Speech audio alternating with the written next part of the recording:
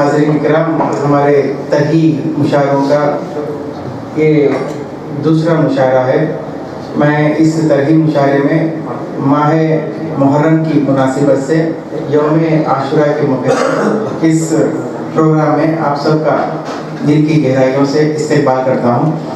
چلیے سب سے پہلے آج اس مشاعرے کے صدر میرے مراد عالی جناب عالی وقار حضرت سید شاہ حسینی بادشاہ شاہ میری صاحب قبلہ دامت برکاتہم سجادہ الرشید آستان شاہ میریہ سے میں التماس کرتا ہوں کہ وہ شہ نشین پر جلوہ افروز ہوں۔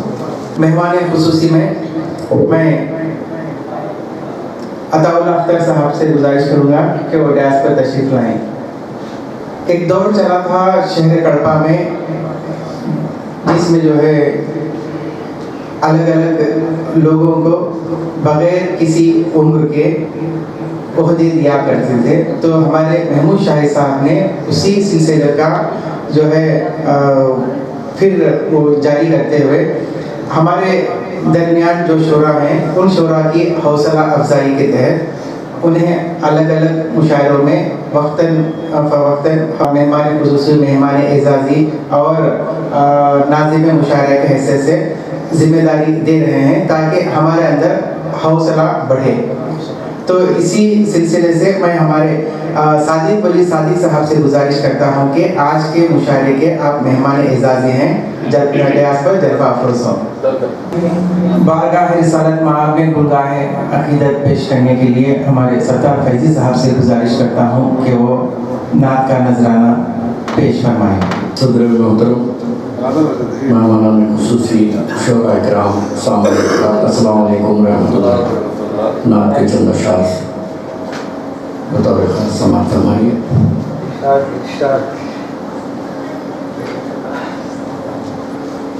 اخلاق کے پیکر ہیں وہ غمخوار ہمارے،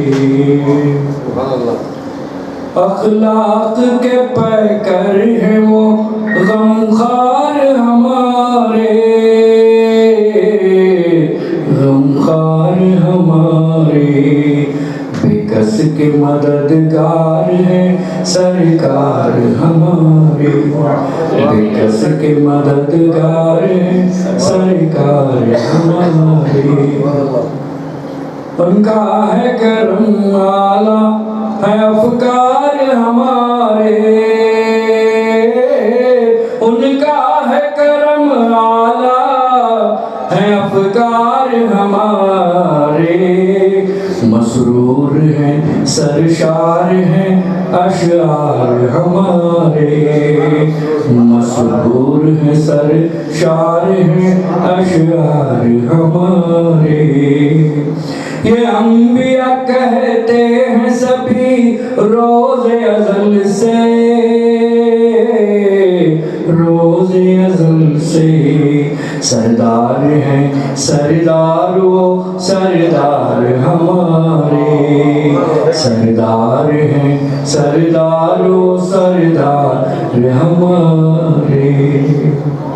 آخری شعر ہے پاس تمہارے جو انوار خدا ہیں، ہے پاس تمہارے جو انوار خدا ہیں، انوار تمہارے جو انوار ہمارے، انوار تمہارے جو انوار مکتب پر پہنچاؤ۔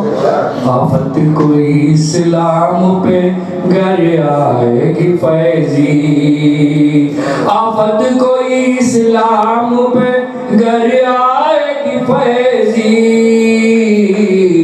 مر مٹنے کو تیار ہے گھر بار ہمارے، مر مٹنے کو تیار ہے گھر بار، آفت کوئی اسلام پہ گر آئے گی فیضی، گر آئے گی فیضی، مر مٹنے کو تیار ہے گھر بار ہمارے، گھر بار ہمارے۔ بہت بہت شکریہ، نواز۔ ماشاءاللہ یہ تھے ہمارے ستار فیضی صاحب۔ جو بارگاہ رسالت مآب میں نعت کا نذرانہ پیش فرما رہے تھے. اب میں اس مشاعرے کا باقاعدہ آغاز کرنے کی طرف رجوع ہوتا ہوں. میں سب سے پہلے اس مشاعرے کے روح رواں میری مراد محمود شاہی صاحب سے ہے کہ وہ یہ جو ہمارا سلسلہ چل پڑا ہے اس کے تعلق سے اپنے تاثرات کا اظہار کریں. 2 منٹ نہیں 2 منٹ. میں سب سے پہلے تو غوث بادشاہ کا شکر گزار ہوں کہ انہوں نے اپنے اس مقام کو ایک ادب گاہ میں تبدیل کر دیا ہے. میں خلیل خان خلیم کی وساطت سے غوث بادشاہ سے متعارف ہوا اور ایک نعتیہ محفل میں مجھے بھی یہاں اپنی نعت سنانے کا موقع ملا تھا اور یہاں کی فضا اور نعت کے تئیں نعت خواں حضرات کا جذبہ، ان کی شیریں آواز، ان کی عقیدت اور یہاں کی جو فضا ہے مجھے اتنی متاثر کن لگی کہ میں نے سوچا کہ کیوں نہ نعت کے علاوہ بھی یہاں ادبی محافل کا اہتمام کیا جائے. اور میں نے غوث بادشاہ سے اس سلسلے میں بات کی تو انہوں نے خوشی کا اظہار کرتے ہوئے کہا کہ یہ جگہ آپ ہی کی ہے، آپ یہاں ادبی محافل کا اہتمام کریں گے، ہمارا پورا تعاون حاصل رہے گا. اور لفظ پورا یقیناً ایسا نہیں ہے کہ وہ تقیہ کلام نہیں تھا. لفظ پورا کا مطلب واقعی پورا تعاون غوث خان بادشاہ کا ہمیں حاصل رہتا ہے یہاں جو بھی تقریب ہم منعقد کرتے ہیں. تو یہ ہماری محرومی سمجھ لیجیے کہ اردو والوں کو کہیں بیٹھنے کی جگہ میسر نہیں ہے. حکومت کی طرف سے جو شادی خانے بنائے جاتے ہیں ان کا ٹائٹل تو یہی ہے کہ وہ اردو گھر کم شادی خانہ ہے، لیکن ان شادی خانوں میں اردو گھر کا کہیں وجود نہیں ہے. اس موقع پر ہمارے جنان بادشاہ کو میں خوش آمدید کہتا ہوں. بحیثیت مہمان خصوصی تشریف لائیے. بہت صحیح وقت میں آپ کی آمد ہوئی ہے. میں آپ کے گوش گزار یہ بات کرنا چاہتا ہوں کہ اردو والوں کو شہر میں کہیں بیٹھنے کا ٹھکانہ نہیں ہے. جو شادی خانے ہیں ان کا جو ٹائٹل ہے وہ اردو گھر کم شادی خانہ ہے، جبکہ ان شادی خانوں میں اردو گھر کا کوئی وجود نہیں ہے. نہ اردو والوں کے بیٹھنے کی کوئی جگہ ہے، نہ کوئی دفتر ہے، وہاں پہ کوئی سہولت فراہم نہیں ہے. اور شادی خانے میں اردو گھر کا تصور ہی غلط ہے، کیونکہ شادی خانہ مطلب وہ ایک ہنگامہ آرائی کی جگہ ہوتی ہے اور وہاں پہ ادبی کام نہیں ہو سکتا. اس لیے میں ہمارے جنان بادشاہ صاحب سے مؤدبانہ گزارش کرتا ہوں کہ ہماری یہ جو ڈیمانڈ ہے وہ حکومت تک پہنچائیں. اور شہر میں کافی جگہ غیر استعمال شدہ ہیں. کئی تیلگو اسکول اور اردو اسکول بند پڑے ہیں اور وہاں پر اگر ہمیں بیٹھنے کی جگہ فراہم کی جائے تو وہاں ہم چاہتے ہیں کہ ایک لائبریری قائم ہو. شام میں کسی چائے کے ہوٹل پہ کھڑے ہوئے ہیں اور وہاں پہ کوئی ادب کی تو بات نہیں ہوتی ہے. کیا بات ہوتی ہے؟ سیاست کی بات ہوتی ہے، زمینیں خریدنے اور فروخت کرنے کی باتیں ہوتی ہیں اور ہمارے ٹیچر حضرات بھی وہاں جمع ہوتے ہیں تو ان کا موضوع گفتگو کچھ الگ ہوتا ہے. لیکن اگر اس طرح کی کوئی جگہ ہمیں فراہم ہو جائے، یہ تو جگہ بہت اچھی ہے، اس کو ہم جاری رکھیں گے. بیٹھنے کی ایک جگہ مل جائے مستقلاً تو وہاں ہم اپنے سرگرمیوں کو جو بھی ہماری منصوبہ بندی ہے ادب سے متعلق اور دیگر جو مسائل ہیں اردو زبان کے وغیرہ پہ اس پر ہم گفت و شنید کر سکتے ہیں، ایک دوسرے سے تبادلہ خیال کر سکتے ہیں.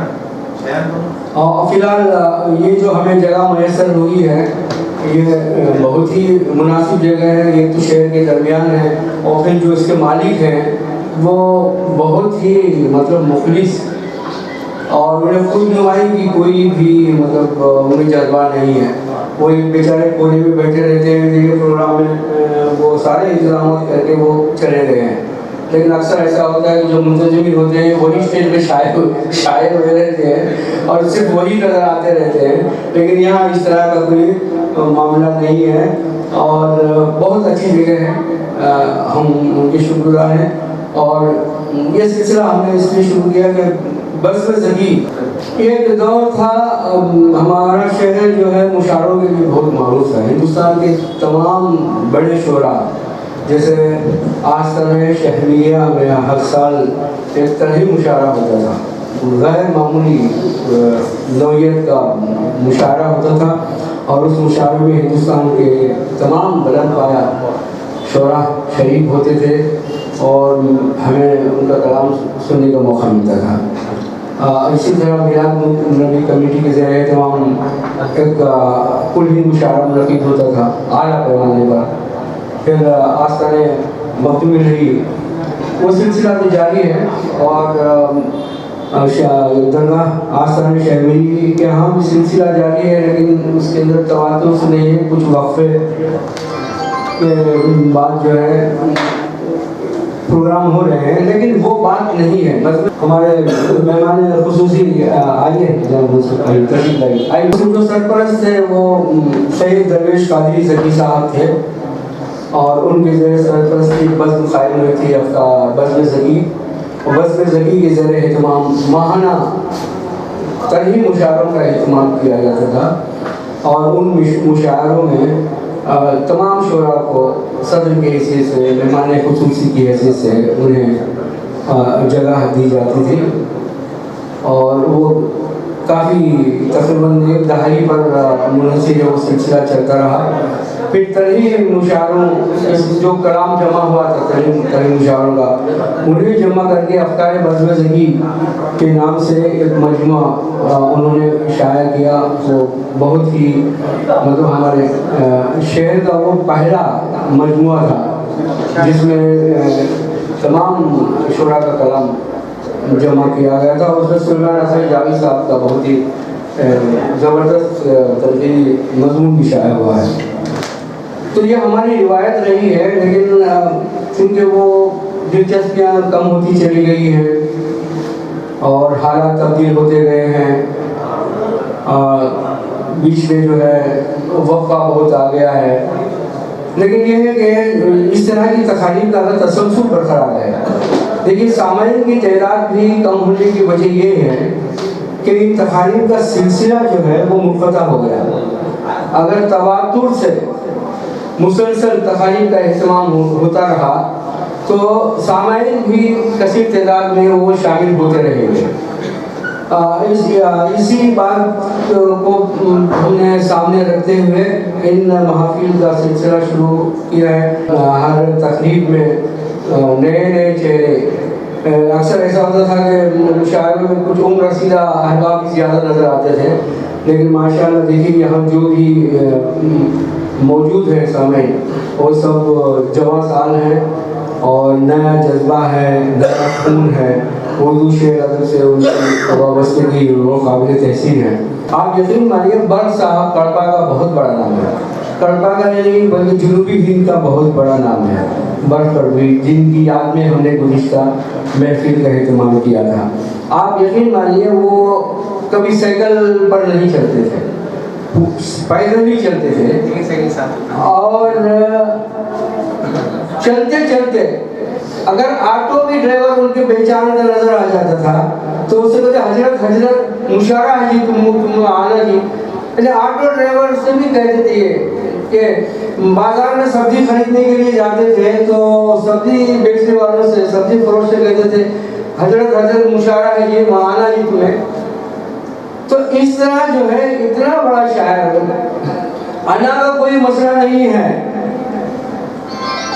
لیکن دیکھیے وہ جو عوام سے جو روابط ہیں شاعر کے وہ روابط اب ہمارے درمیان نہیں ہے کیونکہ ہم موٹر سائیکل سے نکلتے ہیں تیر کی طرح گھر سے نکلتے ہیں اپنی منزل پہ پہنچتے ہیں اور تیر کی طرح واپس اپنے گھر چلے آتے ہیں. کون آپ کا شناسہ ہے کس سے آپ کو ملنا ہے یہ جو یہ جو روابط کا جو ذرائع ہیں وہ اب نہیں رہے اس طرح کے، لیکن یہ ہے کہ ہم کوشش کر رہے ہیں کہ تقاریب کا اہتمام بھی ہو، سامعین میں اضافہ بھی ہو، اور اس طرح کے غوث بادشاہ جیسی شخصیتیں، ایک زمانہ تھا ہمارے ستار صاحب کا تعاون حاصل ہوتا رہا، اس طرح کی شخصیتیں اس وقت تھیں جو ہمارے لیے ہماری پشت پناہی کرتے تھے، آج بھی ہیں، ہمارے ضلع میں ہی ہیں، ہر محفل میں شریک ہو جاتے ہیں، امیر بابو ہیں ہماری محفلوں میں شریک ہوتے ہیں، اور ہماری محفل میں ایک اور خوبصورت اضافہ ہوا ہے، منصور علی ہمارے بہت ہی محترم جناب قاسم خان صاحب کے فرزند عزیز ہیں، پہلی مرتبہ ہماری محفلوں میں آئے ہیں، ہم آپ کو خوش آمدید کہتے ہیں۔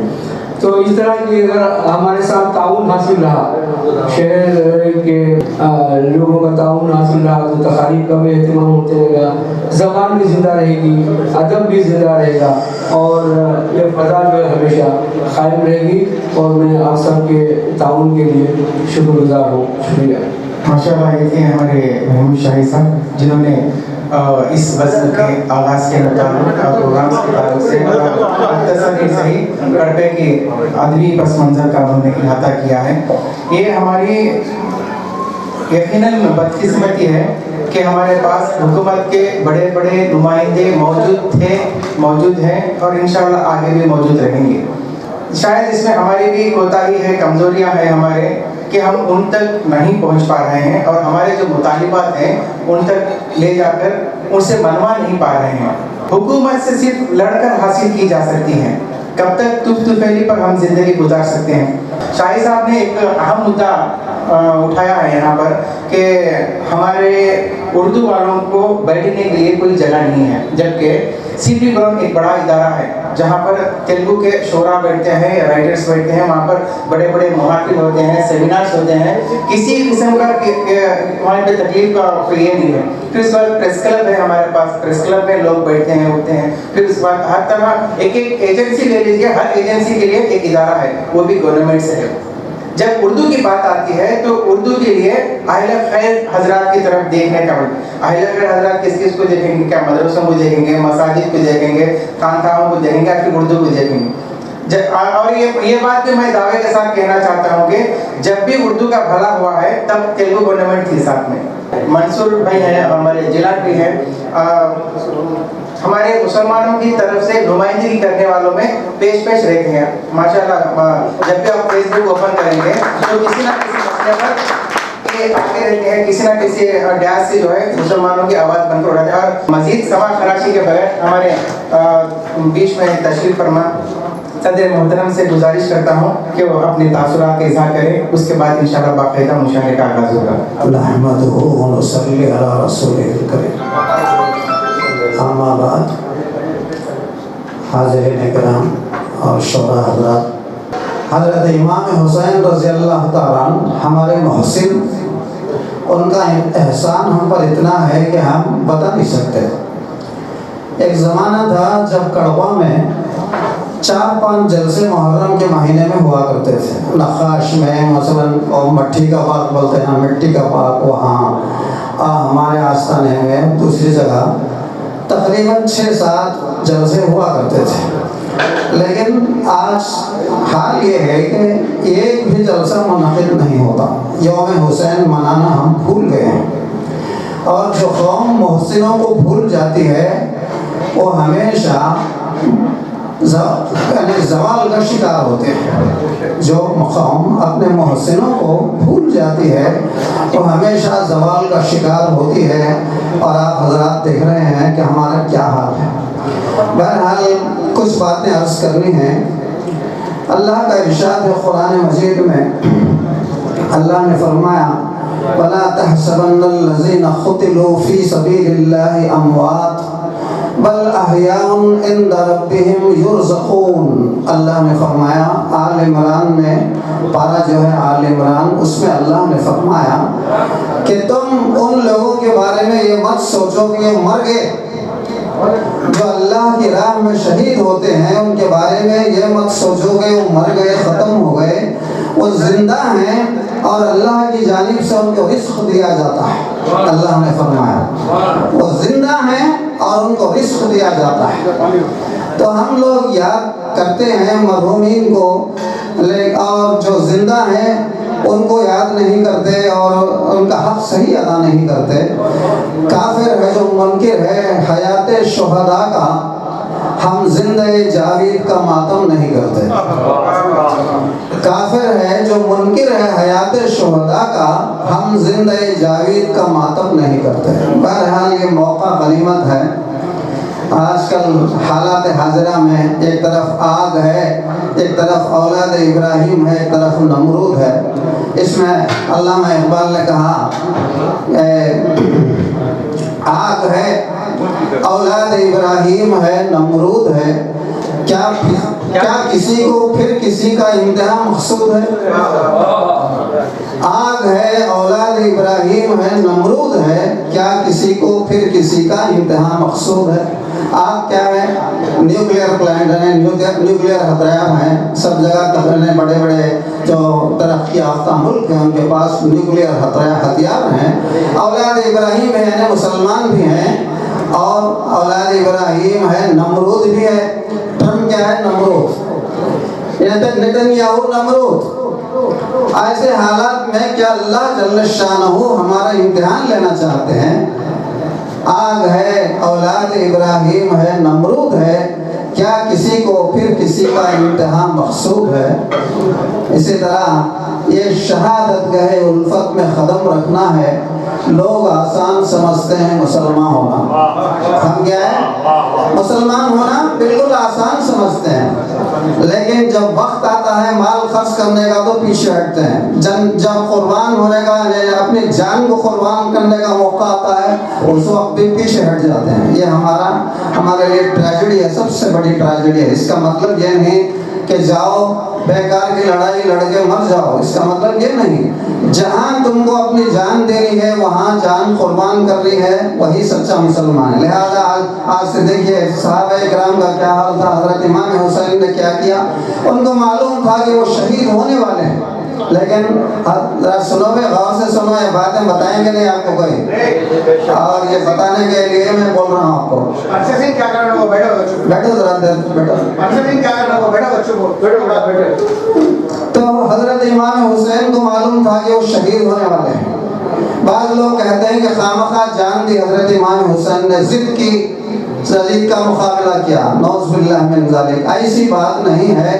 ایک ظالم کو، ایک زانی کو، ایک انتہائی شیطان صفت انسان کو وہ اپنا بادشاہ ماننے کے لیے تیار نہیں تھے، خلیفہ وقت ماننے کے لیے تیار نہیں تھے۔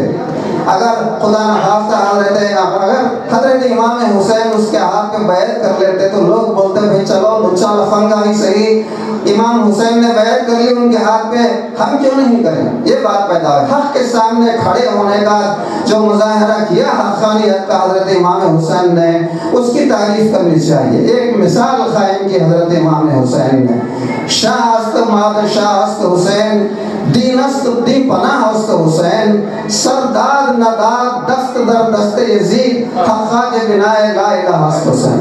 کیا کہا حضرت خواجہ اجمیری نے کہا کہ شاہ آستان امام حسین کیا ہیں؟ شاہ ہیں، بادشاہ ہیں، دین پناہ ہیں، ان کی وجہ سے دین کو فروغ ملا اور ان کی وجہ سے دین کی بنیاد پڑی۔ اور حضرت امام حسین نے اپنا سر دینا پسند کیا لیکن اپنا مبارک ہاتھ یزید کے ہاتھ میں دینا پسند نہیں کیا۔ سردار نداد دست در دست یزید، حقا کے بنا لا الہ است حسین۔ تو ہم کو یہ پیغام ملتا ہے حضرت امام حسین رضی اللہ تعالیٰ عنہ کی شہادت سے کہ ہم کو حق کے آگے ڈٹ کر حق کے آگے حق پر ہم کو ڈٹ کر کھڑے ہونا چاہیے، باطل کے آگے سر جھکانا نہیں چاہیے۔ باطل طاقتوں کے آگے ہم سر جھکائیں گے تو ذلیل ہو جائیں گے۔ آج دیکھیے ایک اچھی مثال ہمارے لیے ایران ہے، تقریباً 57 ملک ہیں اسلامی ملک، 57 کتنے 57 کنٹریز، لیکن کوئی فلسطینیوں کے ساتھ کھڑا ہونے کے لیے تیار نہیں۔ فلسطین میں آج تک 70,000 ہزار بچے بوڑھے عورتیں شہید ہو گئی, مسلمان شہید ہو گئے, لیکن ایک مسلمان ملک ان کو بچانے کے لیے آگے نہیں آیا تو کون؟ ایران. شیعہ ملک ہے لیکن اس کی تعریف کرو کہ وہ آگے بڑھ کر مقابلہ کر رہا ہے دشمن کا, ثابت قدمی کے ساتھ کھڑا ہے. اس کو ہمیں سلام کرنا چاہیے. قبیلی کو سلام. ایسا آدمی برسوں میں ایک بار پیدا ہوتا ہے, ایسا آدمی صدیوں میں ایک بار پیدا ہوتا ہے. امریکہ کہہ رہا ہے کہ ہم تجھے برباد کر دیں گے, وہ جواب دیتا ہے کہ ہم تو فکر نہیں, میں مر بھی جاؤں تو فکر نہیں, میں ختم بھی ہو جاؤں تو فکر نہیں, باطل کے آگے سر نہیں جھکاؤں گا. یہ پیغام دیا حضرت امام حسین رضی اللہ تعالیٰ عنہ. بہرحال آپ سب حضرات کو مبارک ہو, جتنے حضرات یہاں جمع ہیں, محمود شاہد صاحب, انور صاحب, سردار صاحب, یہ جتنے دوست احباب یہاں جمع ہیں, انہوں نے اس کا اہتمام کیا. حق کی بات کو یاد کرنے کا ہم کو موقع ملا. وآخر دعوانا الحمدللہ رب العالمین. ماشاءاللہ, واقعی صدارتی کلمہ جو ہے آپ سماعت فرما رہے تھے, یہی ہمارے پروگرام کی جان تھی, صاحب قبلہ بتا رہے تھے. میں پہلے ہمارے جیلان بھائی سے گزارش کرتا ہوں کہ وہ اپنے خیالات کا مختصر انداز میں پیش کریں, اظہار کریں. بہت خوشی ہوئی ہے کہ محمود شاہد صاحب یہاں چھوٹا سے پرانی یادوں کو تازہ کرنے کے لیے پروگرام رکھے ہیں. میں ان کا شکریہ ادا کرتا ہوں. ابھی یہاں پر جو بہت بڑے ہستی ہیں ہمارے شامل صاحب اور بہت سارے حضرات ہیں, میں ان کا سب کا شکریہ ادا کرتا ہوں, کیونکہ ایسے جلسے پہلے سے چلتے تھے اور بہت کمزور ہو گئے, کیونکہ ہمارے قوم میں کمزوری آ گئی یا محبت میں کمزوری ہے یہ تو معلوم نہیں.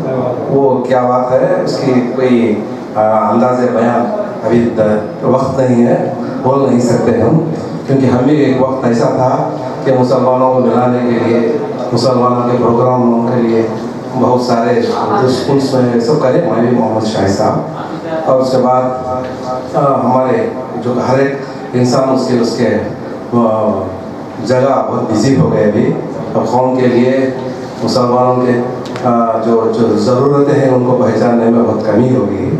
ہر پارٹی کی یہ حالت ہے, میں یہ بڑا وہ چھوٹا نہیں بول سکتا, مگر ہماری مسلمانوں کی یہ کمزوری ہے کہ ہمیں کام لینا نہیں آتا. ہمیں کام لینا نہیں آتا, کیونکہ کام میں جو کام پکڑتے ہیں اس کو ہر ایک کوئی ساتھ دینا پڑتا, کام ہے تو اس کے پیچھے بڑھنا پڑتا. آج پورا ٹیکنالوجی پورا پیپر لے کے آپ کو دینے کا نہیں, پیپر ختم ہوتا ہے, پورا واٹس ایپ پہ چلتا ہے. آپ کے ڈیمانڈ ہے ڈائریکٹ چندر بابو نائیڈو کو بھیج سکتے ہیں, لوکیش کو بھیج سکتے ہیں, RDO کو بھیج سکتے ہیں, یا ہمارے DO کو بھیج سکتے ہیں. ہر ایک جگہ کام کرنے کے لیے بزی ہونا چاہیے. انہیں ایک کو بولتا, انہیں کبھی کو بولتا, انہیں گیپ آیا تھا بیچ میں, کام نہیں ہوتا ہے. یہ معلوم ہے ہمارے میں وہی کمزوری ہے مسلمانوں میں, اسی لیے ہمارے کاموں بھی کمزور ہو گئی, کرنے والے بھی کمزور ہو گئے. دیکھو BC کو SC کو ST دیکھو, ہمیں شرم ڈالنے کی بات ہے. یہ کو BC بھون کھولنے نا پرانے دن میں کچھ کو لڑکو بچے پڑھ دو, ایک آرگنیشن کام کرو. اور بہترین BC بھون فنڈ بھی آیا, رمس میں ہاسپٹل میں جگہ بھی مار ڈالی انہوں, بہترین ہمیں اوپننگ کو گئے تھے. وہ دیکھو یہ شرم نہیں, پھر بھی انشاءاللہ ایک اردو گھر شادی محل بنے, اور اردو گھر میں آپ کو تمہارا کو صحیح طریقے سے کبھی بھی آپ چاہتے ہیں تو ہم وہاں پر الاٹمنٹ کریں گے. آپ ایک روپیہ بھی بننے کی ضرورت نہیں, وہ ہمیں ذمہ داری لیتے ہیں.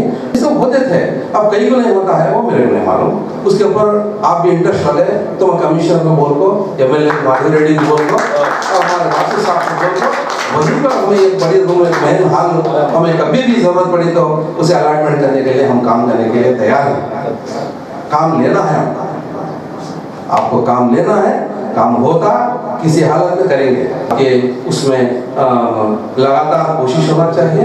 ہم آپ کی کوشش کے پیچھے ہیں. السلام علیکم. ایجوکیشنل نالج رکھنے والے ہمارے رئیس قاسم خان صاحب کے فرزند ہمارے درمیان تشریف فرما ہے منصور علی خان صاحب. منصور علی خان صاحب اب جو ہے سیاست میں آئے ہیں, اس سے پہلے جب ان کا سیاست میں دور دور تک خیال نہیں تھا, سیاست میں حصہ نہیں لیتے تھے, تب بھی جو ہے اردو اساتذہ کے لیے, اردو شعراء کے لیے ایوارڈس کا انتظام کرے تھے. یہ ان کے ایجوکیشنل کے خدمات ہیں. और अब तो ये पॉलिटिक्स में हिस्सा लिए हैं, इनके बाप दादा तो पहले से पॉलिटिक्स में थे, खुद में इनके सियासत है, लेकिन ये बजाते खुद जो है पॉलिटिक्स में नहीं थे, तब से जो है कौम की खिदमत करने का जज्बा इनके पास था। अब जो है सियासत में आए हैं, अल्हम्दुलिल्लाह अच्छा खनक रहे हैं, चमक रहे हैं, मशहूर भी हैं। मैं आपसे गुजारिश करता हूँ कि दो लफ्ज़ जो है अपनी तरफ से 2 मिनट में बयान करें। आज हमें सियासत में जो टीडीपी में आने के स्टेप लेने का उससे फर्स्ट रीज़न मेरा हमारे कौम के लिए, क्यों बोले तो टीडीपी में मुसलमान का रहना बहुत ज़रूरी है। क्यों बोले तो कड़पे का हिस्ट्री तुम्हें एक बार देखे तो कड़पे में जितने भी डेवलपमेंट चल को ही हमारे कौम के लिए, मुसलमान के लिए जो construction Nur Jahan function अंदे, Urdu university अंदे, हज हाउस अंदे, जितने भी मुसलमान तालुका एरिया डेवलपमेंट्स अंदे जितने भी चल के ही वो तो सब टीडीपी के में है। इसलिए वो उम्मीद से अब तुम्हें एक बार देखे तो मुसलमान कैसे गवर्नमेंट में भी बहुत सारा सफ़र हुए, सफ़र होते हुए भी ये बार कांग्रेस खड़ी और टीडीपी थी और वैसी भी थी, फिर भी थोड़ा आउट बैंकिंग वैसी भी को पड़ा और कांग्रेस को पड़ा, तो सियासत ही और छोड़ो। फिर भी क्या बोले तो सियासत करना ज़रूरी है। यंगस्टर्स जैसा हमारे एज ग्रुप टीडीपी में रहना बोल के हमें डिसीजन अपने पापा को बोल मैं डिसीजन लिया हूँ। ये लेने की वजह से आज कुछ ना कुछ एक 1% तो मैं काम तो कर सकता हूँ। स्टेज की तरफ से एक ही बात बोलना चाहता हूँ कि जितने भी जो हमें एवरी हर जुमेरात के दिन जो एमएलए के ऑफिस में जो ग्रीवेंस चलाते हैं, आप आके एक बार देखो कितने मुसलमान औरत वहाँ पे आके काम ले रहे हैं। सीएम रिलीफ फंड हो और घर के मसले हो और बहुत सारी शादियों के मसले हो और बहुत सारे आगे पार्टिसिपेट हो रहे हैं। उन्होंने हर औरत को, हर इंसान को इंसाफ बोल के यहाँ पर जा रहे हैं। ऐसा बहुत सारे हमें करते हैं। 20 पर 9 lakh CM relief fund release हुआ तो उसमें करीब 15 से 16 लाख मुसलमान फैमिली आगे लेके गए।